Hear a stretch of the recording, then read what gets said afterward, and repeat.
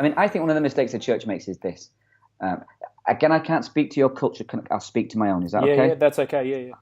I understand my culture. Yeah. The problem in my culture is, and it's not a mistake of the church now, but as Christianity has historically shrunk in Scotland, it shrunk within a particularly middle class context. So 80 to 90% of all Christians, probably in the UK, certainly in Scotland, have been to university. Yep. That tells you everything you need to know about the culture within which it shrunk. And so as it shrunk from that culture, it's become more and more divorced from the culture of what we call housing schemes, projects, estates, whatever, commissions. And so what you have now is churches that are largely, communities that have no churches are largely absent, or churches that are on the fringes of these communities. So on one side, you've got a more affluent area, and then you have these estates on other sides. But the makeup of these fringe churches is largely from the more affluent community. And so what you have is basically an absence that's been going on in our country anyway for at least 30 years, 40 years.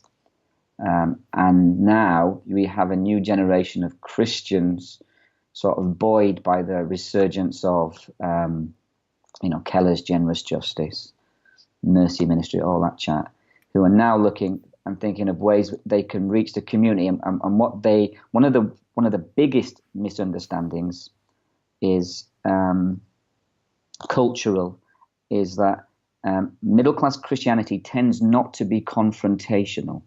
It tends to be, you see it in apologetics, logical, reasoned, let's have a meeting, sit around a table and chat about the historicity of the Bible or whatever.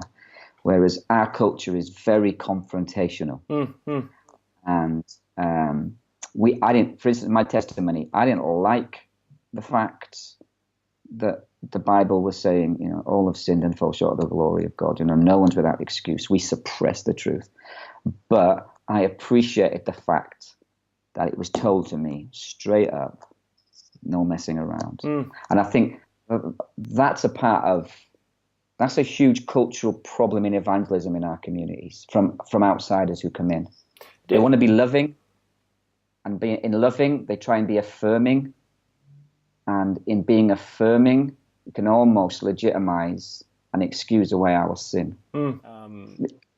Fully. Do not engage, do not start a ministry in a poor community with an act of mercy. That would be my advice.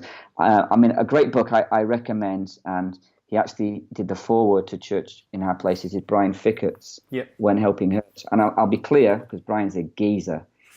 Geezer means he's a top man. He's a geezer. He did not agree with everything written in our book, because he wrote to me for the foreword and said, I'm not quite sure. And I said, listen, I don't care if you agree with it. Who cares? Just, write a forward and say what you like. But principially, he's for it. I think he found that we were a bit harsh. Yeah.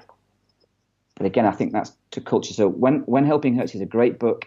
There's another book called Toxic Charity. I think that's by Bob Lupton. Who is out in Atlanta doing development mercy ministries. These are mercy ministries books. These books have no... basically, Church in Hard Places is a ecclesiological handbook. That's why people get disappointed with it. They're like, I expected, you're just telling me to do the church.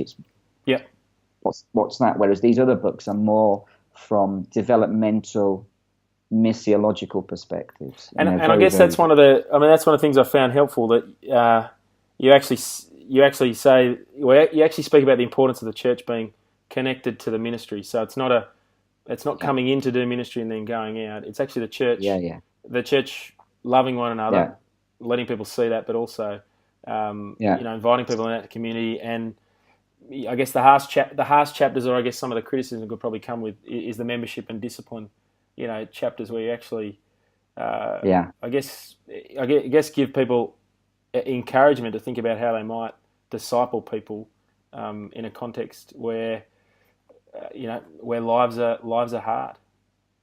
A lot of chat about let's show people love and let's be loving, and I'm all with it. I'm a loving guy, you can tell by my face.